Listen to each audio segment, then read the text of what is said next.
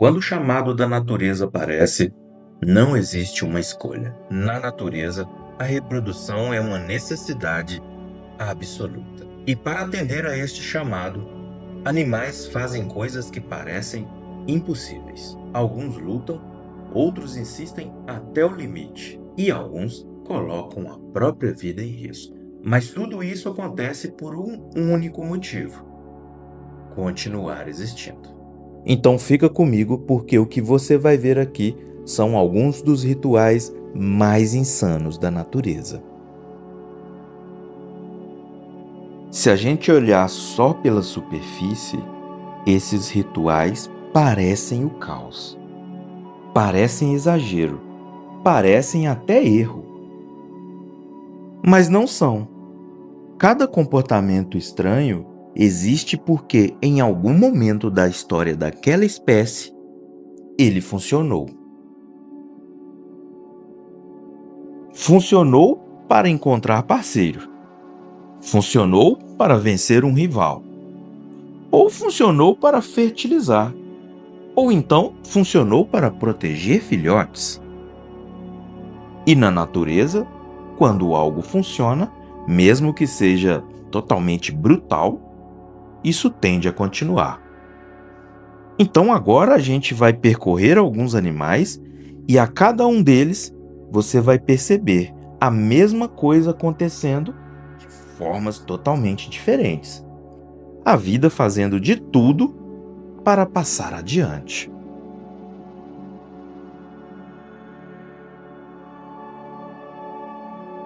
Número 1. Leopardo. Quando repetir é a única forma de funcionar. Vamos começar com um animal que já quebra qualquer expectativa logo de cara: o leopardo. Porque nesse caso, não é a força do ritual que impressiona primeiro, é a frequência. Leopardos podem acasalar a cada poucos minutos por vários dias seguidos. Isso parece exagero, mas biologicamente faz total sentido. Em muitos felinos, a ovulação da fêmea não acontece de forma automática. Ela depende do estímulo do próprio acasalamento. Ou seja, não basta acontecer uma vez. O corpo da fêmea precisa ser convencido repetidamente de que é hora de liberar o óvulo. Não é descontrole, é estratégia reprodutiva. Só que essa estratégia tem custo. O processo pode ser agressivo, desgastante e doloroso, especialmente porque a anatomia dos felinos torna a retirada do macho desconfortável para a fêmea. Isso ajuda a explicar por que ela frequentemente reage com agressividade logo depois do ato. Então, o que parece uma cena de conflito é, na verdade, parte de um sistema biológico extremamente eficiente.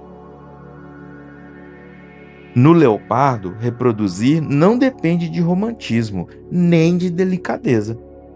Depende de insistência, de repetição e de um corpo levado ao limite até que a gravidez finalmente se torne possível. E esse já é um ótimo começo, porque mostra uma regra importante. Na natureza, às vezes o sucesso não vem da elegância, vem da exaustão. Número 2. Girafa. Quando tudo começa com um teste químico. Agora parece que a intensidade diminui, mas só parece. Porque no caso da girafa, a parte mais estranha não está na força, está na investigação. Em um ambiente enorme, onde grupos podem estar espalhados por grandes distâncias, encontrar uma fêmea receptível já é difícil.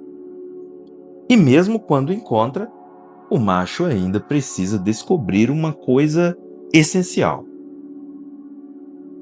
Ela está fértil agora ou não? É aí que entra um comportamento que muita gente acha bizarro quando vê pela primeira vez. O macho estimula a fêmea a urinar e usa aquela informação química para avaliar se aquele é o momento certo. Isso porque a urina carrega sinais hormonais. Em outras palavras, ela funciona como uma espécie de mensagem biológica invisível. O macho não está fazendo algo estranho por acaso. Ele está lendo o corpo da fêmea sem precisar de linguagem, sem precisar de som, sem precisar de contato prolongado. E isso é fascinante, porque mostra uma coisa muito importante sobre a reprodução animal.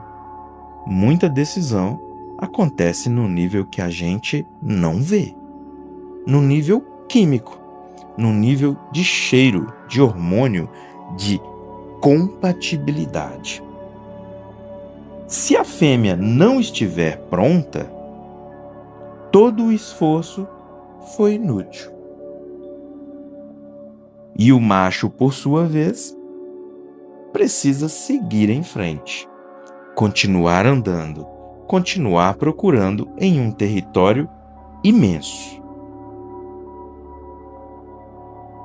Então a girafa ensina uma coisa que parece simples, mas na verdade não é. Antes da fossa, antes da cópula, antes da gestação, existe informação. E às vezes, a diferença entre sucesso e fracasso está escondida em um sinal químico que dura pouquíssimos instantes. Número 3. Canguru. A reprodução como torneio. Se a girafa parece estratégica, o canguru já deixa tudo mais explícito. Aqui a disputa não é silenciosa. Ela é física. Quando a fêmea entra no período fértil, vários machos podem se interessar. E nesse momento, o que define quem vai reproduzir não é só presença. É dominância, é resistência, é capacidade de afastar os rivais. Os confrontos entre machos não são apenas brigas por ciúme, como um olhar humano poderia imaginar.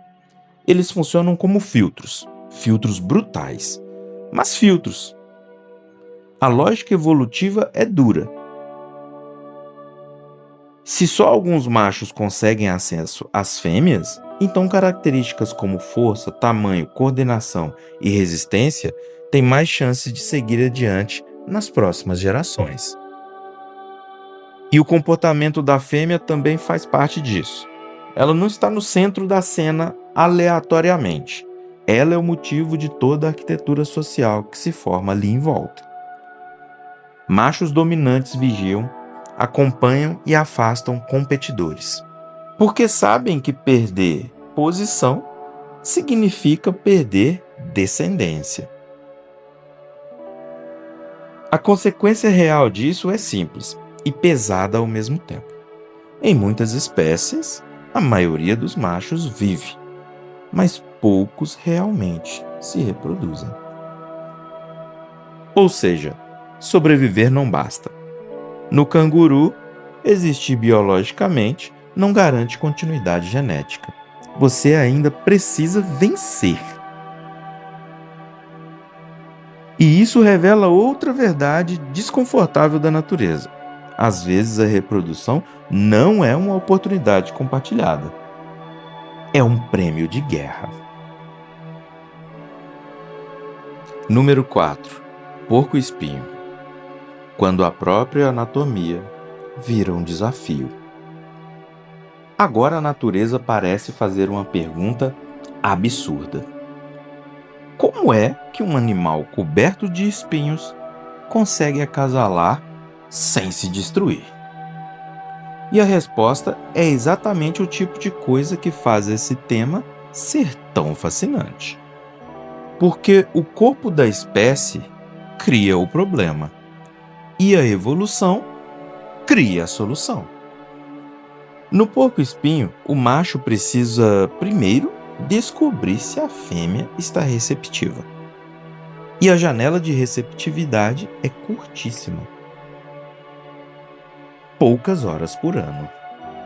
Isso já transforma tudo em urgência, mas não para por aí. A aproximação física também precisa ser precisa. A fêmea, se aceitar o macho, ajusta sua postura e expõe uma região menos perigosa, permitindo que o processo aconteça com risco reduzido. Percebe como isso é incrível? O animal não apenas precisa encontrar o parceiro certo, ele precisa encontrar a hora certa, o ângulo certo, o comportamento certo.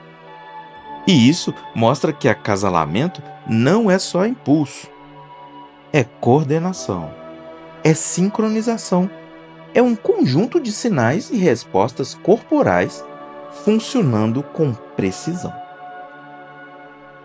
Mas se errar, o risco de ferimento é real. Se atrasar, perde a janela. Se insistir sem aceitação, não acontece. No porco-espinho, a natureza parece dizer o seguinte: mesmo quando o próprio corpo parece impossível, a reprodução encontra um jeito. Número 5. Rinoceronte. Quando o cortejo parece um combate. Alguns animais seduzem com a cor, outros com o som. O rinoceronte parece ter escolhido outro caminho: o impacto. Quando a fêmea está receptiva, o processo pode envolver perseguição, aproximação insistente e confrontos intensos entre os dois, ou entre machos rivais, dependendo da situação.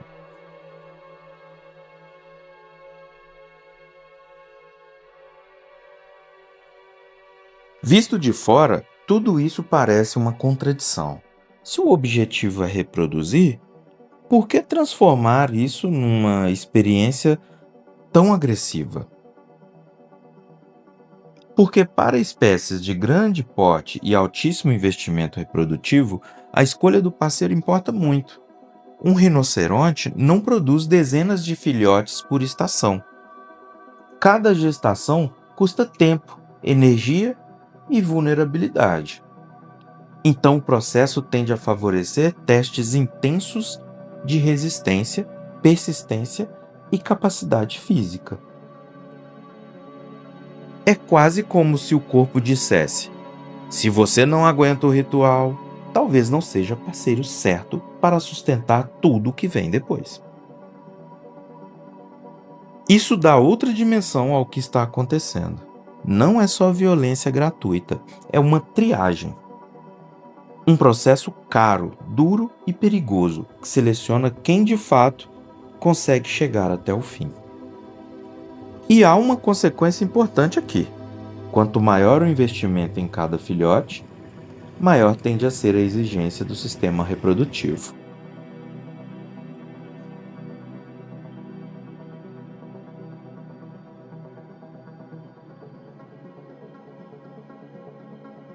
Número 6. Hipopótamo. Quando o ambiente torna tudo mais brutal. Se já era complicado em terra, a água torna tudo ainda mais estranho. E é exatamente isso que acontece com o hipopótamo. Nesse caso, o ritual não acontece em um cenário neutro. Ele acontece num ambiente que altera movimento, força, respiração e controle corporal. O ritual acontece quase exclusivamente na água. Isso significa que o corpo precisa lidar com duas urgências ao mesmo tempo: a reprodução e o ar. Esse detalhe muda completamente a leitura da cena. O que parece apenas um ritual agressivo também é uma interação moldada pelo ambiente. Na água, o peso se distribui de forma diferente. Os movimentos mudam e a própria dinâmica entre macho e fêmea se torna mais caótica.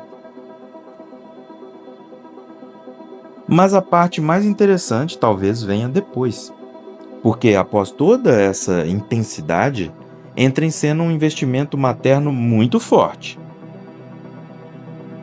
O filhote nasce relativamente bem desenvolvido, recebe proteção extrema e permanece muito ligado à mãe. Isso já mostra um padrão clássico de muitos grandes mamíferos: não produzir muitos filhotes pequenos e frágeis, mas poucos filhotes com alto investimento.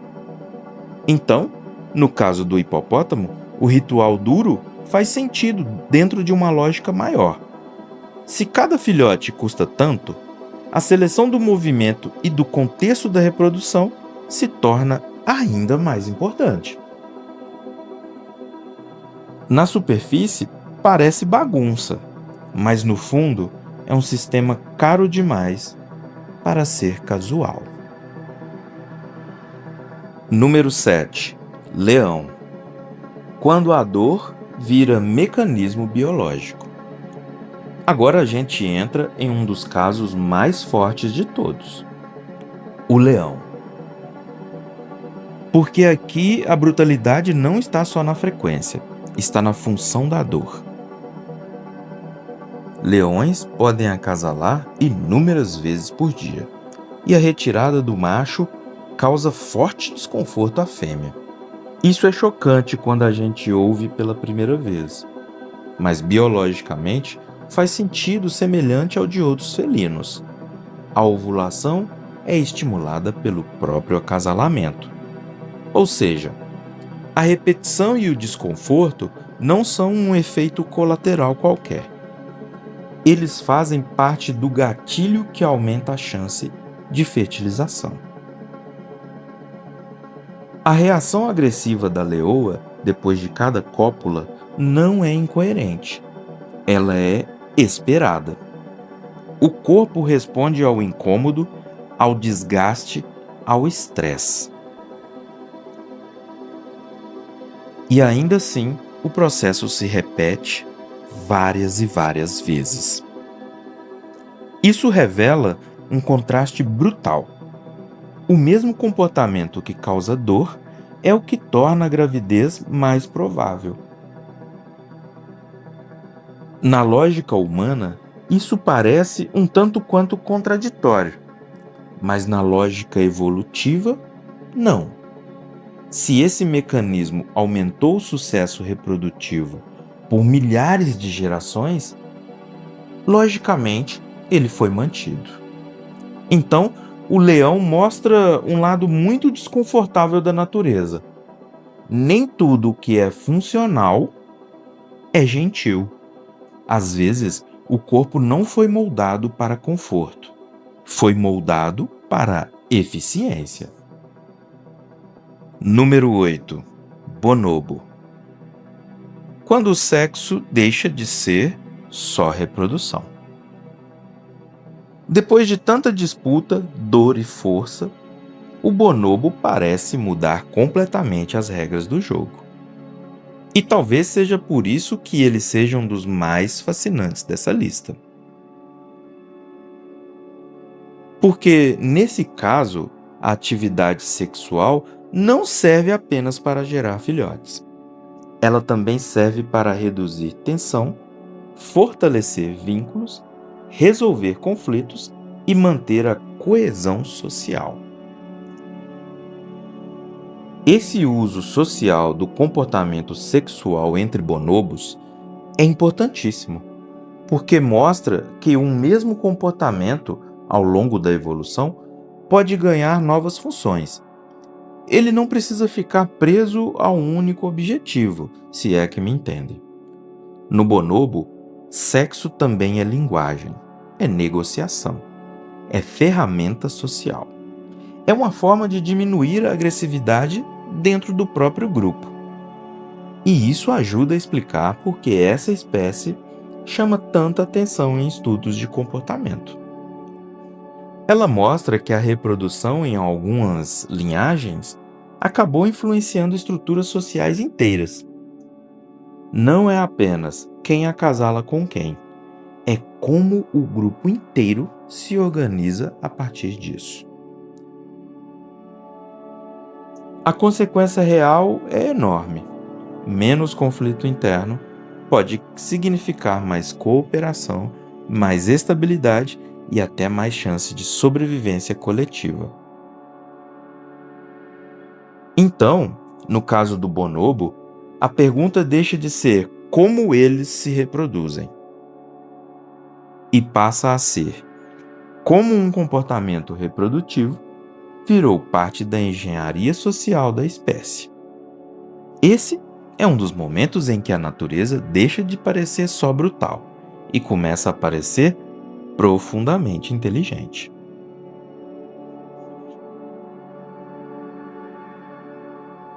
Número 9.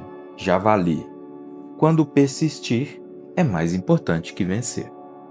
Depois de tanta força, disputa e estratégia, existe um comportamento que parece quase teimosia: o do javali. Porque aqui ganhar a disputa não significa nada, se você não conseguir convencer a fêmea após ganhar a disputa. E é aí que tudo muda. O macho encontra a fêmea, mas ela não aceita de imediato. Então ele começa um processo que pode durar muito mais tempo que parece razoável. Ele segue, insiste, se aproxima várias e várias vezes e testa o limite dela.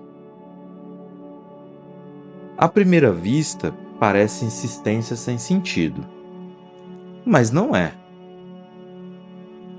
Esse comportamento funciona como um teste. A fêmea está avaliando resistência, persistência e capacidade de manter o interesse. Porque na natureza, isso pode indicar se aquele macho consegue sustentar esforço ao longo do tempo. E isso importa muito. Porque reproduzir não é só o ato, é tudo que vem depois.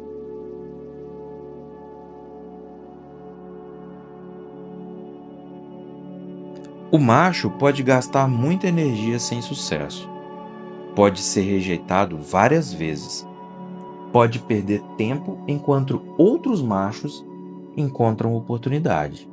Ou seja, insistir não garante resultado. Na natureza, força pode te levar até a chance, mas é a persistência que decide se ela acontece. E isso muda completamente a forma como a gente entende a reprodução. Número 10. Zebra. Quando o grupo inteiro está envolvido. A zebra parece mais familiar à primeira vista, mas quando o assunto é reprodução, ela mostra como estrutura social e competição se misturam o tempo todo.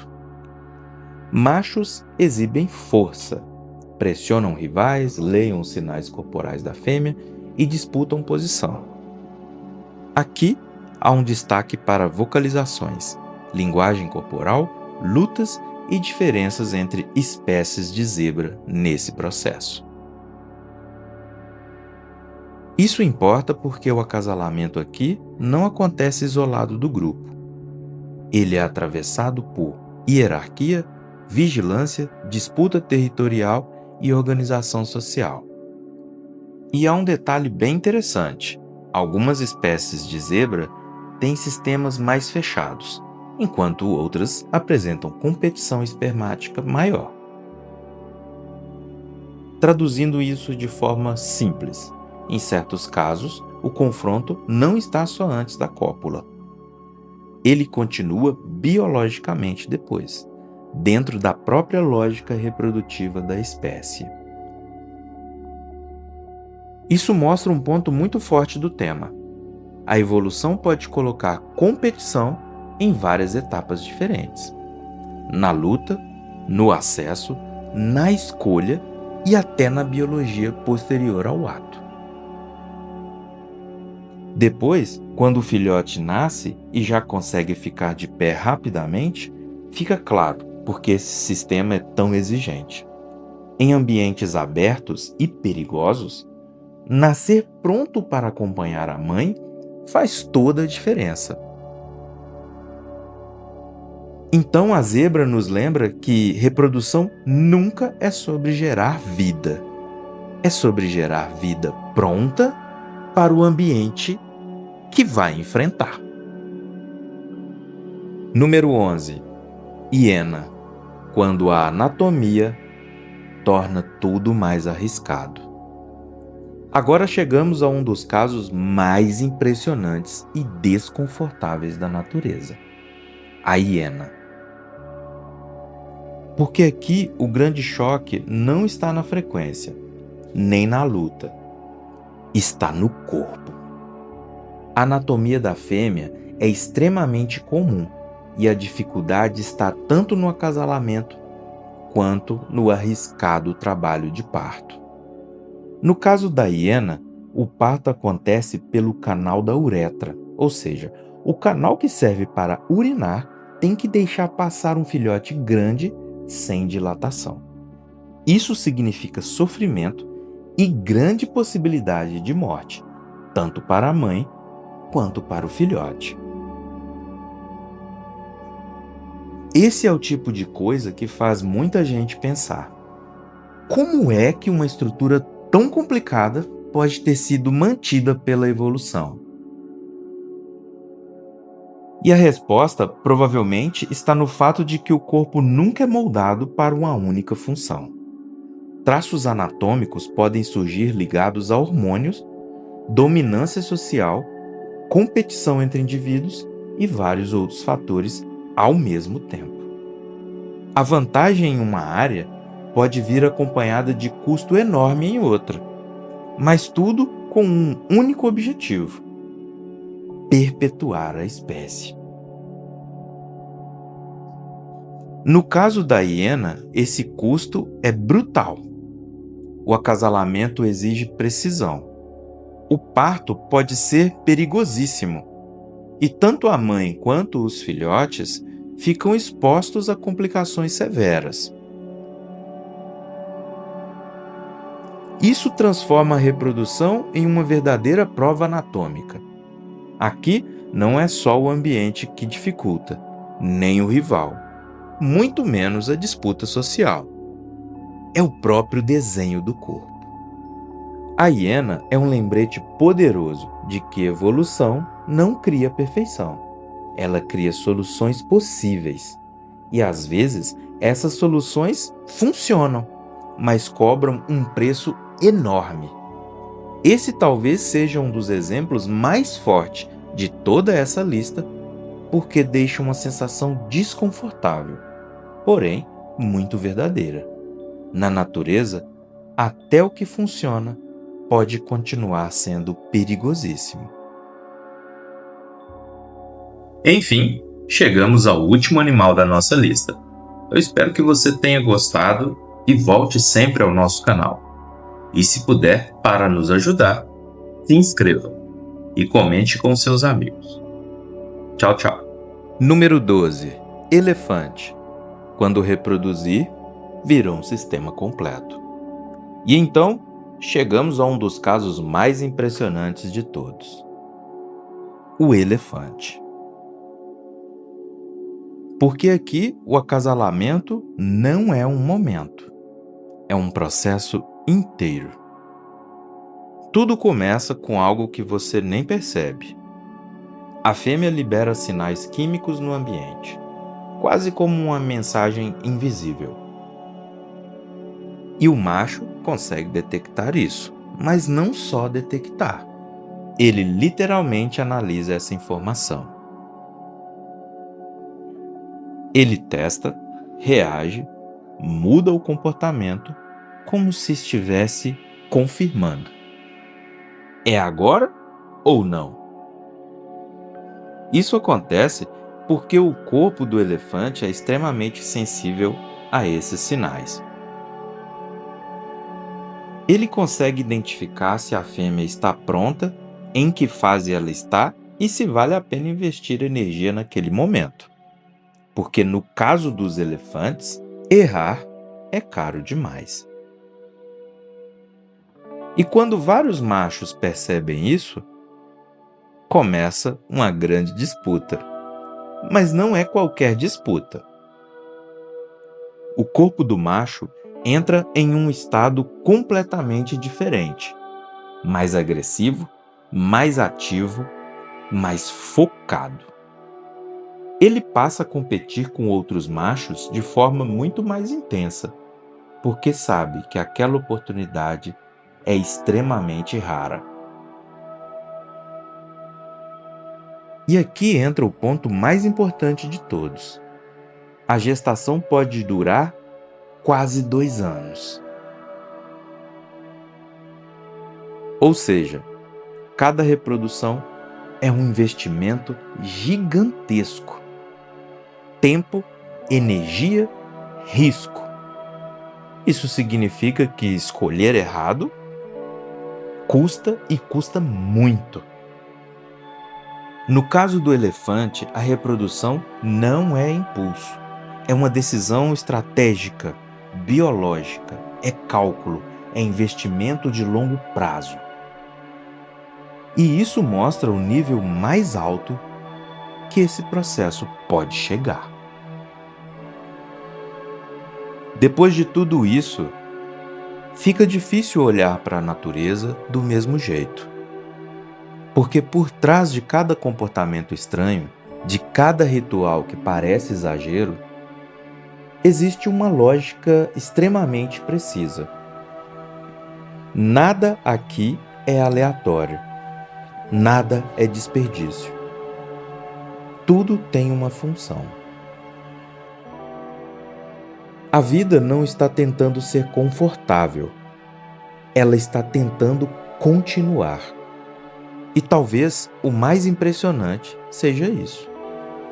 Tudo isso está acontecendo exatamente agora, em silêncio, em todos os lugares do planeta. Então, se esse vídeo te fez enxergar a natureza de um jeito diferente, já deixa o seu like, porque isso me mostra que vale a pena continuar trazendo esse tipo de conteúdo. E se você gosta de entender o mundo além do óbvio, se inscreve no canal. Aqui a gente não só vê, a gente entende. A natureza não pede permissão, ela simplesmente continua. E quanto mais você observa, mais percebe o quanto ainda falta entender.